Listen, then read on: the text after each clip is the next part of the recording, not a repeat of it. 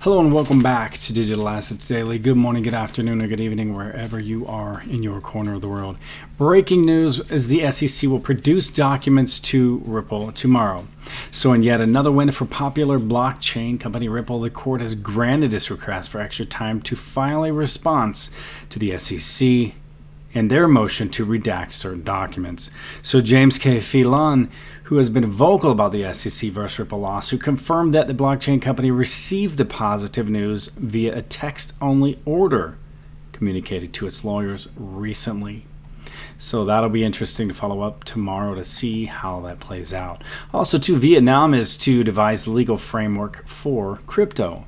So Vietnam is once again researching the impact of crypto as it pivots toward a digital economy.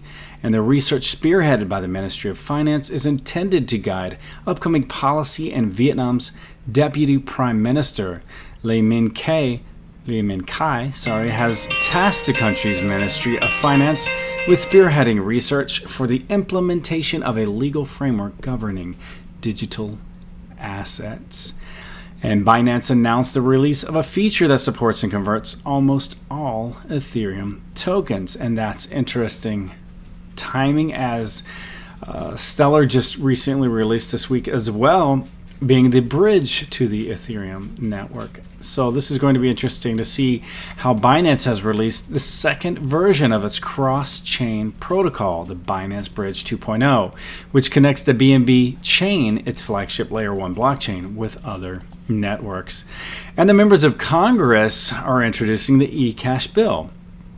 Now, the eCash would be issued by the Treasury and fundamentally different than a CBDC.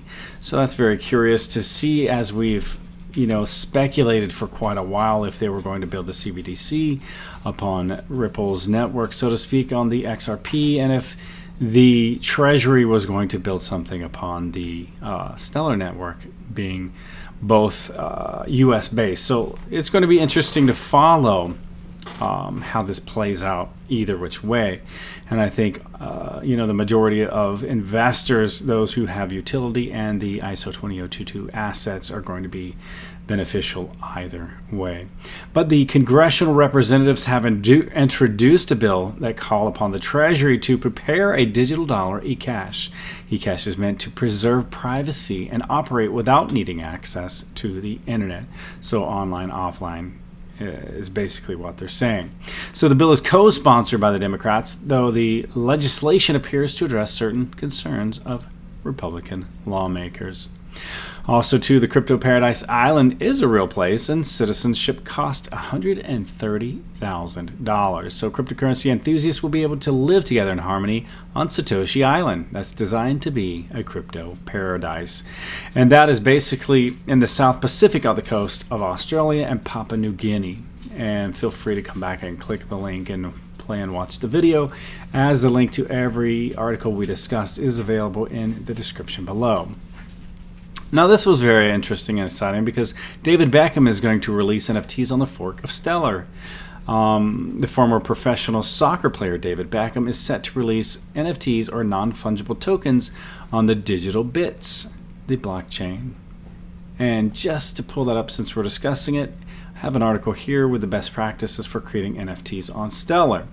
So Stellar provides an environment to trade any asset with fast and virtually free transactions, and coupled with the ability to issue capped and non-fractional units of an asset, these properties make Stellar an ideal blockchain for issuing non-fungible tokens, or NFT.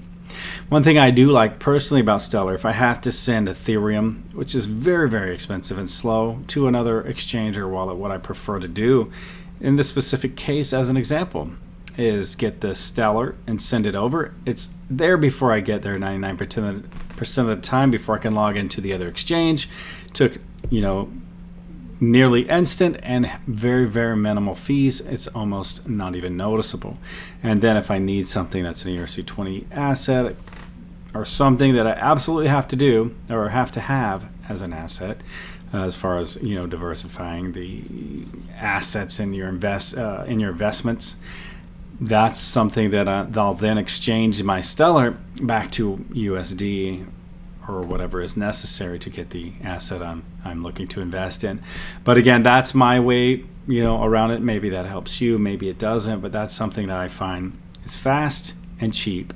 And instead of sending it over and getting half the transaction on an ERC20 or an Ethereum token, I just send Stellar and then exchange it on the exchange itself. So many creators and NFT artists have now discovered the benefits of creating and trading NFTs on Stellar. Lightman NFT Marketplace on Stellar provides a stats page and showing monthly NFT sales volume, top sales, unique items, and the creators. But I also wanted to bring this up, reason I kind of dove into this discussion. Coming up, there is a full day in-person bootcamp on how to actually create NFTs on Stellar. So basically the maximum capacity is 50 seats. It'll include a breakfast, lunch, and dinner, all included with your enrollment into this. Let's see.